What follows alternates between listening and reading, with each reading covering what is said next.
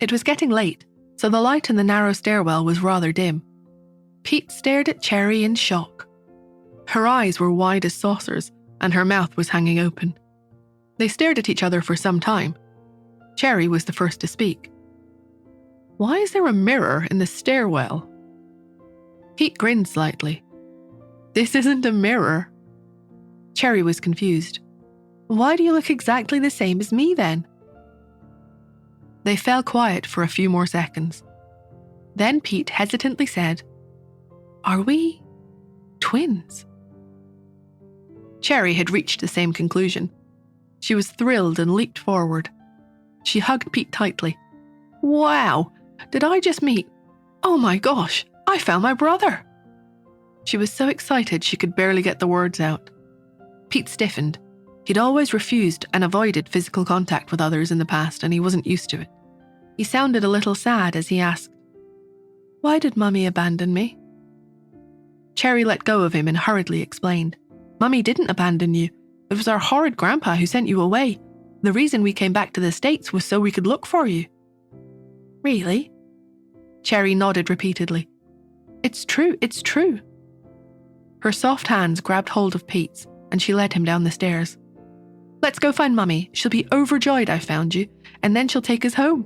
We can all be together again. By the way, my name is Cheryl Smith, but everyone calls me Cherry. What's your name?" "Peter Hunt. Everyone calls me Pete." "I want to spend time with both you and Daddy, Pete, but I can't leave Mummy either. What can we do? Do you have any ideas?" Pete replied slowly, deep in thought as a plan took shape in his mind. "Yes, I think I do." Cherry jumped up, excited all over again. "What is it?" Pete explained his idea seriously. "We have to make Daddy and Mummy fall in love. Then they won't hate each other anymore, and we can all be happy together. Here's what we need to do." They put their heads together and plotted, working out all the details of Pete's plan.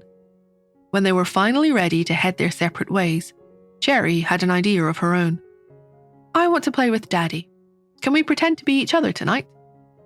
Pete also wanted to spend some time with his mother, so he agreed instantly, his eyes shining brightly. Nora contacted the hospital's management office after she left the ward. The administrator agreed to her request immediately.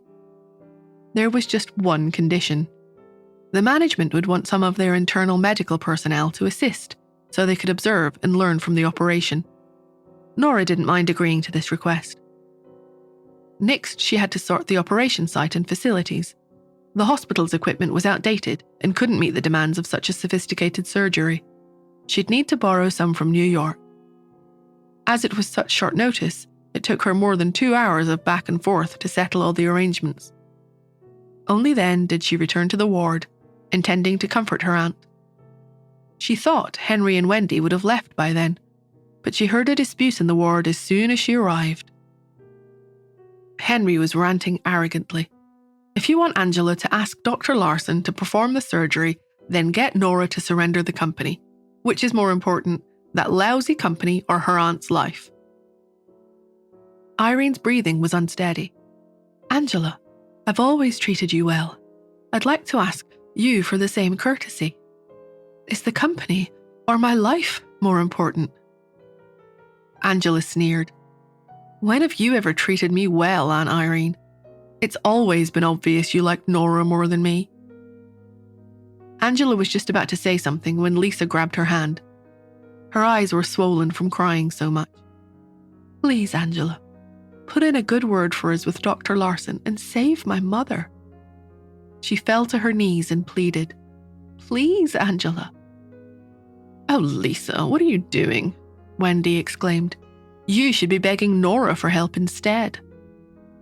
This caught Henry's attention, as though he'd just thought of a good idea. He said, "Heed your aunt's advice, Lisa. Go to Hotel Finest now and try your luck there. Right in the lobby, out in public. Beg Nora to save your mother. Isn't she staying there because she's hoping to snag a good husband? If she doesn't want to be embarrassed, she'll definitely agree to sign over the company." Outside the door, Nora's downcast eyes turned icy as she listened to her father. "Henry!" Irene shouted sharply. "How can you even consider treating Nora like that?" She turned to Lisa and ordered, "I forbid you to go to that hotel." The vain hope on Lisa's face drained little by little, and she wept silently on her knees. "Get up, Lisa. Stop embarrassing yourself." Nora's uncle, Will Black, told his daughter sternly. He pointed at Henry, Wendy, and Angela and yelled, "Get out of here, all of you. You're all ingrates, all of you. Irene gave her all for her nieces, but not a single one of you is a decent human being." He picked up the bouquet of flowers and threw them at Henry. As he pushed the three of them out of the ward, he saw Nora waiting outside and paused. Nora pressed her lips together, intending to tell him about the operation.